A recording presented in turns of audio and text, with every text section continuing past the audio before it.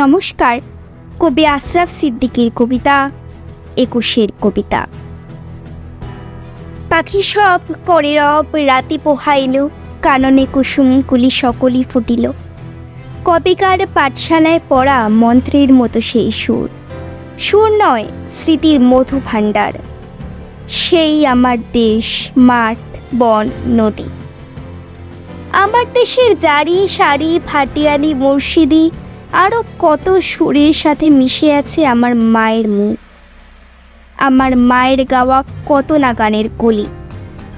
বিন্নি ধানের মাঠের ধারে হঠাৎ কয়েকটি গুলির আওয়াজ, কয়েকটি পাখির গান শেষ না হতেই তারা ঝরে গেল, পড়ে গেল মাটিতে।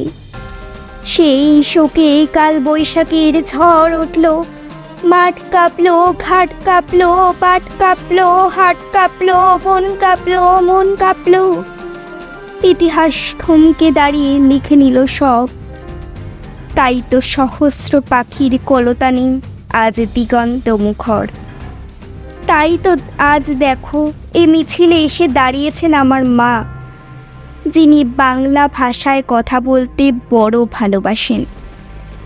কথায় কথায় কথকতা, কত রূপকথা, আর ছড়ার ছন্দে মিষ্টি সুরের ফুল ছড়ান, যিনি এখনও এ মিছিলে গুনগুন করে গাইতে পারেন।